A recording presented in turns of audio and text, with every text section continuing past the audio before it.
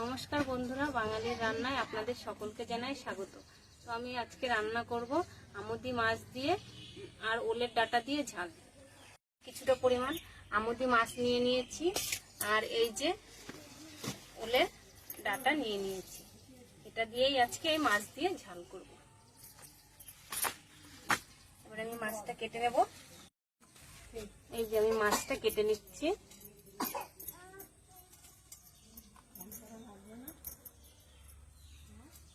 সমস্ত মাছটা কাটা হয়ে গেছে। এবার আমি মাছটা বাটিতে তুলে নিচ্ছি। মাছ ধোয়াও এই যে আমার হয়ে গেছে।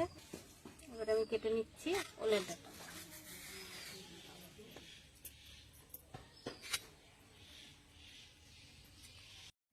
ডাঁটাটাও কাটা হয়ে গেছে, আমি কেটে ধুয়েও নিয়ে নিয়েছি।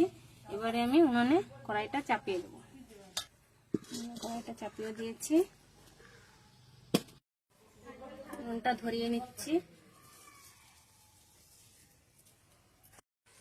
কড়াই গরম হতে হতে আমি মাছে লবণ আর হলুদটা মাখিয়ে নিয়েছি। কড়াই গরম হয়ে গেছে, এবার আমি কড়াইতে তেল দিয়ে দেবো।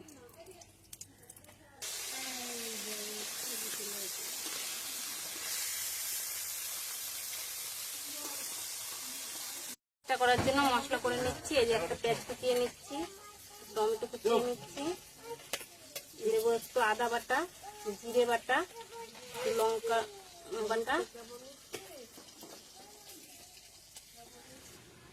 আমার এই যে সব মাছ ভাজাটা হয়ে গেছে। এবার আমি কড়াইতে আরেকটু অল্প তেল দিয়ে দেবো। দিয়ে দিয়েছি।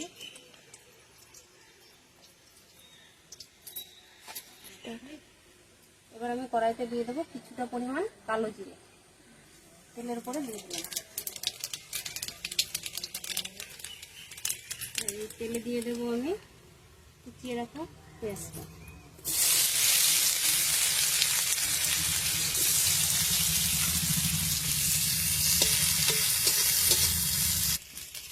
অল্প পরিমাণে একটু লবণ দিয়ে দিচ্ছি। পেঁয়াজটা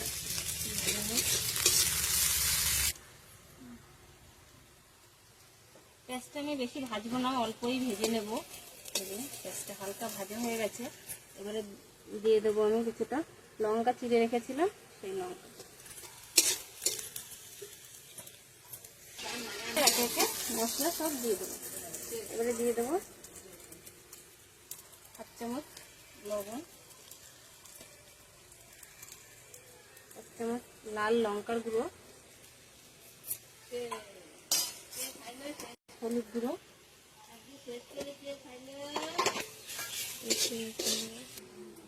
বেটে রাখা আদা, দিয়ে দেবো সবশেষে টমেটো কুচি।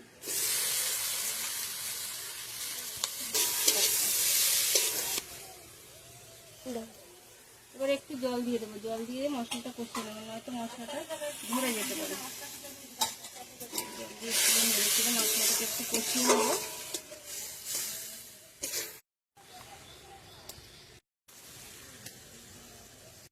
হয়ে গেছে, এই যে পাশ দিয়ে তেল ছাড়ছে। এবারে আমি দিয়ে দেবো এই যে কেটে রেখেছিলাম ওল ডাঁটা। এই যে আমি ওল ডাঁটাটা এবার এর দিয়ে দেবো।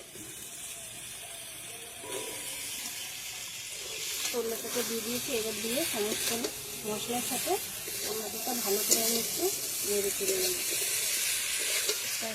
5 মিনিটের জন্য ঢাকা দিয়ে দেবো। হয়ে গেছে, 5 মিনিট পরে আমি ঢাকনটা তুলে নিচ্ছি।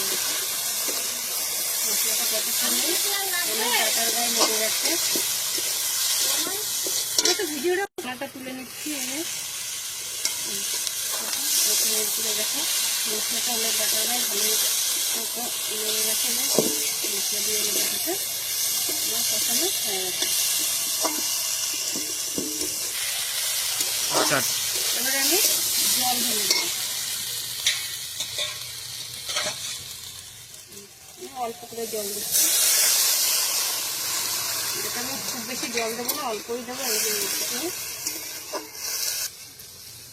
ঝোলটাও ফুটে উঠেছে, ঝোলটাও ফুটছে সবজিটাও। এবারে আমি দিয়ে দেবো ভেজে রাখা সমস্ত মাছগুলো।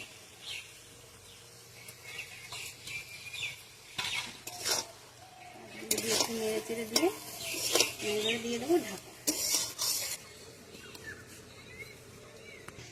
আমি 5 মিনিট পরে ঢাকনাটা তুলে নিচ্ছি। এরকম কত সুন্দর হয়ে গেছে।